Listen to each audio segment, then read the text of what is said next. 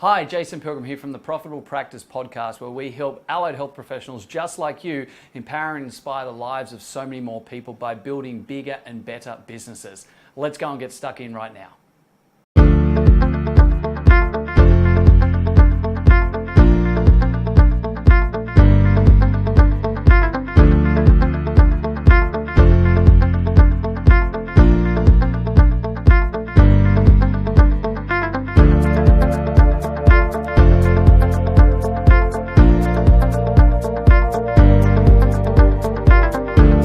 Ken, not really much more to do but say thank you for joining us on the Profitable Practice Podcast. Everyone listening and watching, this is Ken Okazaki all the way from Tokyo. I'm here in Sydney. Dude, thanks very much for being with us today. Dude, thank you so much for inviting me. And also, thanks for coming over to the studio here in Japan. That was a lot of fun having your content shot. Absolutely. Yeah, no, we had a great time over there the other week and fantastic 4 or 5 days over there. And to be totally honest, mate, I'm back in about four or 5 weeks time presenting in Tokyo. So can't wait to jump out with the wife and kids and have some fun out there as well. And dude, that lizard of yours, the people are going to laugh when they hear that. But seriously, that green iguana. Yeah. It's awesome. Youngest member of our family. Freddie. Yeah, he's unreal. For those who don't know, you can probably stalk onto my Facebook and check out pictures of Ken's lizard, which is sounds really weird. But let's just, mate, thank you. Let's get ourselves stuck straight in. Absolutely. Really appreciate your time. And for those that don't know of Ken, Ken is an absolute genius in and around the video world. He's literally an artist. I love talking about an artist with Ken because that's what he actually is. The way he pulls together videos, branding, marketing, captures people, moments, environments, and just makes things look super sexy. So I love to talk to Ken about being an artist because that's what he is. The way you take an ugly bugger like me and make my eyes pop, and how creative you are in the studio, mate. You're an absolute genius. I love working with you, and I know all of your clients do. And we're going to get stuck straight in because there's a couple of things. Obviously, I could talk to you for hours, but I want to really bury down really quickly on one particular area about why video is killing allied health businesses. And it's a bit of a catch there for a few people because obviously it's a very, very powerful tool. But mate, just give me some quick little facts and figures and tips around videos as to where we stand in the world of business at the moment regarding videos, marketing, and branding. Absolutely. This is something that's really interesting because just about a month ago, there was this girl who's 19 years old, and she built a business selling $27 lipstick kits. Okay. And all her leads come in through Instagram videos and Facebook videos. That's it. She makes videos on Instagram, and she's 19 years old, and her company has just been valued at $900 million US. Wow. Okay. So she is set to become the youngest billionaire in the world. And this is all about social media advertising. Her company consists of 4 people. Nice. And she's at $0.9 billion, set to hit $1 billion before she hits 20 years old. So, and she's on the cover of Forbes magazine. You may have heard of her. Her name is Kylie Jenner. So when I saw this, I thought, this is the threshold. This is where people who understand the value of making engaging content and finding the intersection between what your expertise is, what's your deep knowledge, and then what's currently trending, and getting that little sweet spot and living there 100%, educating people, bringing people closer to you using video. And the potential is really, really limitless, and getting to be a billionaire before the age of 20, that's going to be a Guinness World Record right there. It's never happened before. Absolutely. And it's hard to fathom that getting broken. I mean, somewhere along the line it will, right? But that's absolutely extraordinary. Absolutely. So I guess what the trends, I mean, you started talking about that just then, the trends in regards to marketing with video and things like that. What are some of the big changes in the last 6 to 12 you've seen? Yeah, absolutely. One of the things that people used to do is they just make a video and say, hey, buy this or come to the shop. We've got the best deals. We've got the highest quality. And that can still work for commodities where you can look at, a bag of rice or some toilet paper and you can price shop and get that thing. But for those of you who want to do more than just that, if you want to actually be a boutique, if you want to sell a higher end service, then you can't just ask someone in a video message to come and buy you know, a $2,000 or $3,000 or $5,000 product.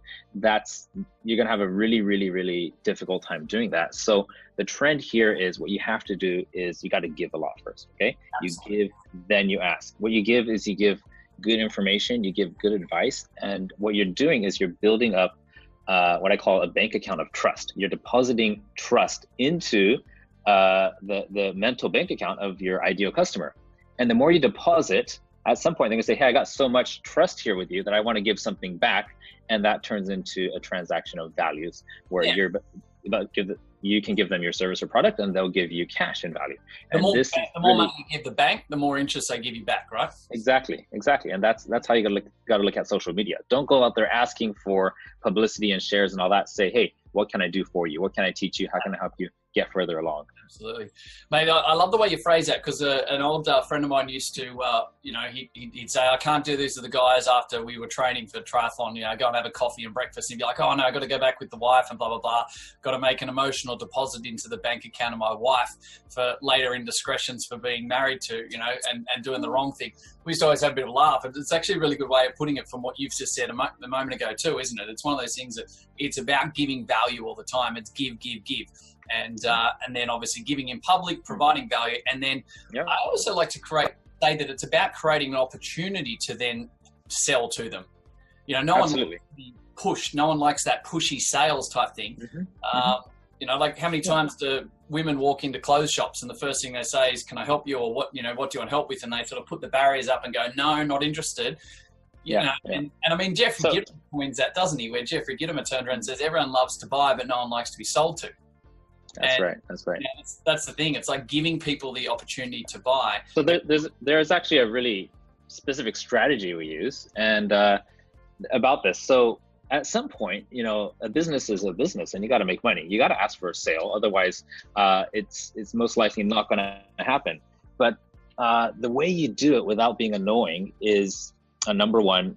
Well, first of all, let's look at what the problem is. The problem is people think that, okay, because I got to give first, I'm going to teach a quick tip, and then I'm going to ask for a sale in the video. And one rule I have is, it can work, but the problem with that is fast, right? But people have clued onto it.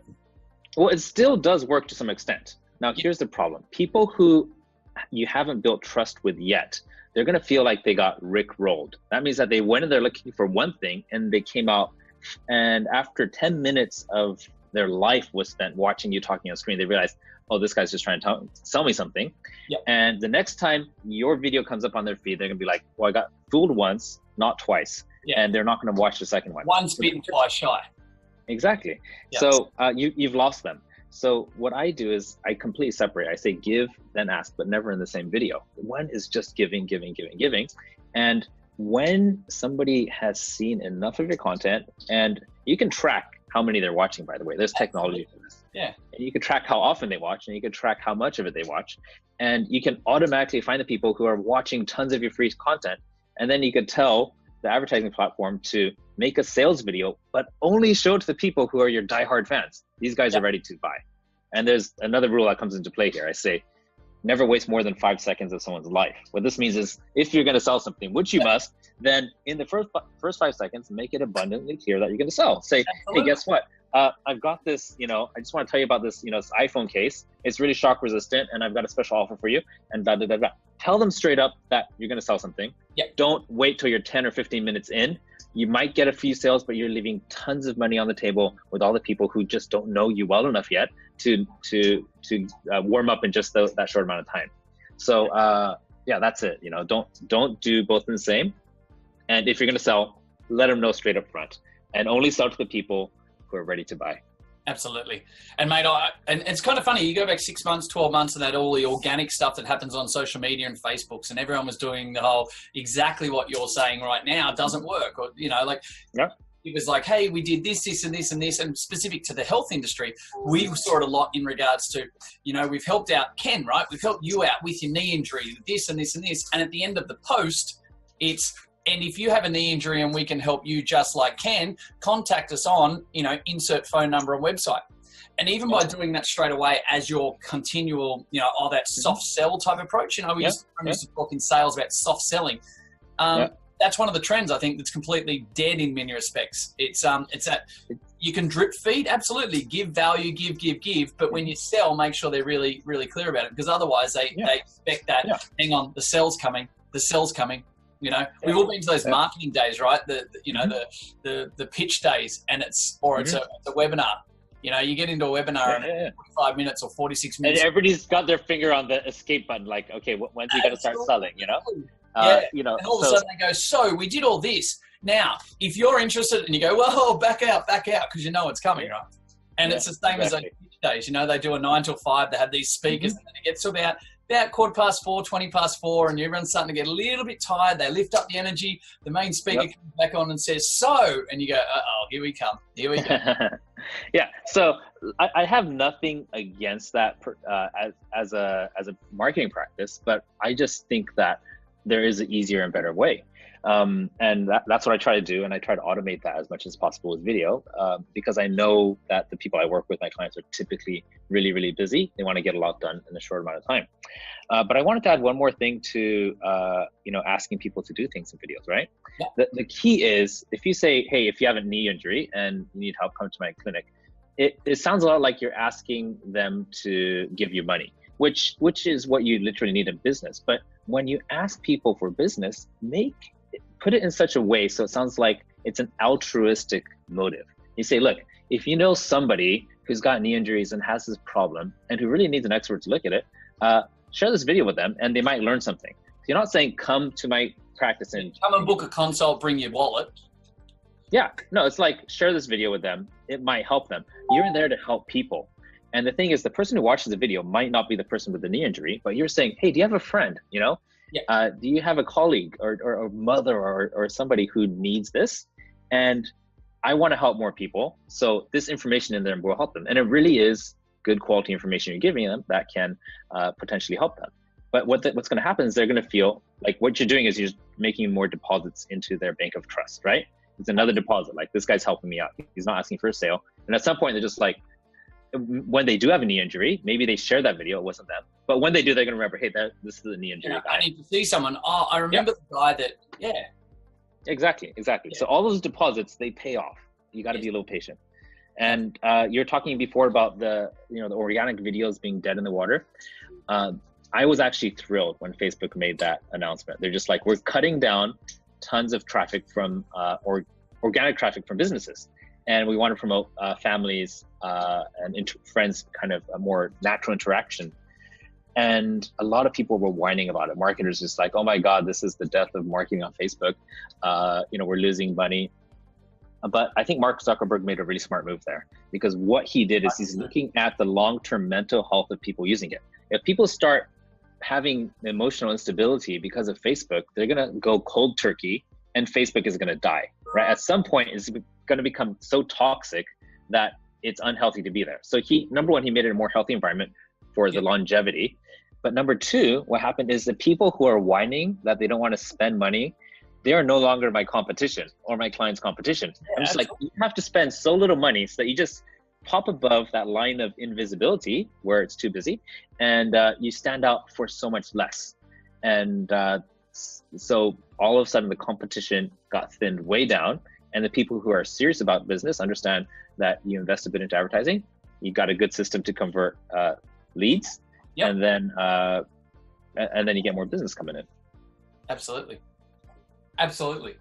And I think the other thing is let's be completely honest, that the other big change in regards to what Zuckers did was he pushed more into along the lines of high quality information, videos, people that were relevant to yourself. We didn't want the marketers coming in saying, hey, blah, blah, blah, for a few minutes, and then, hey, here's the sell. We wanted people to have more connection, right? We wanted to make sure that we were friends with more people, that we're interacting with the people that we wanted on the topics and the areas of interest. So I think that that's another point that we have to really understand there, is that was a really big strengthening side for what we were turning to on video marketing and what we were doing on digital media, etc., is exactly what he then strengthened. So anyone who doesn't want to play the game that we play now in regards to giving, and then coming back and asking later, we get into that situation where, well, I'm sorry, but it's going to be harder for you, right? Yeah, that's the truth. That's the truth. And there are still, I want to be clear, there are people who do hard selling and who do very well. Oh, absolutely. Absolutely. I got to say, it's not my style. You know, yeah. I've been sold to before, and I've been hammered down into submission, and I have bought something. But I'll tell you what, when I'm around those kind of people, I just don't have the sense of the community that fits my type. You know, the kind of people who I want to attract to me are not the hard sellers. They're the ones who are really always looking for what's the best for, you know, I want to look at my clients as, how can I, what's the word again? Vicariously succeed through them. Yes. That's what I want to do, right? Yeah, absolutely. And other people are just like, how can I get so many followers that makes me look good? Or I've got a target, I've got a number, and if I don't sell this many, I will beat the crap out of people till I get there. Yeah, it's just not my style. And can I say it's kind of an interesting one, because I didn't realize that this is what I'd been doing for quite a while. You know, it's a couple of years ago now that I decided to publicly announce to people that 2025 was my vision. I wanted to empower and inspire the lives of 20 million people by the year 25, so 2025. And I didn't tell anyone for a while, but then I went, hey, you know what? I want to be accountable to it, and I want to continuously improve, and held to be responsible to get out of bed and do that, right? And so I started talking about it a lot. And what that actually does is, by having something where you're serving a higher purpose and people know, you create that environment where people understand that everything that I'm doing is to help other people and to create that movement moving forward. Because let's be honest, if you turn around and say, oh, look, you know, I want to build a massive business, make all this money and have this great lifestyle, etc., it doesn't really resonate. It doesn't motivate people, right?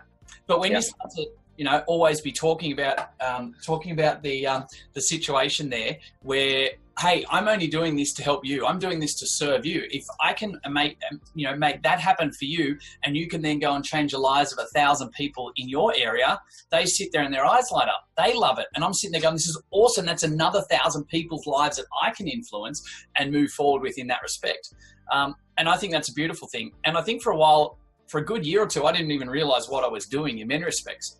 But, you know, and that's what you're basically saying, isn't it? Everyone in the health industry, in the health business side of things, we need to have less about KPIs and numbers and targets, and we need to be more human, right? We need to create more relationship. We need people to actually understand who you are as a person.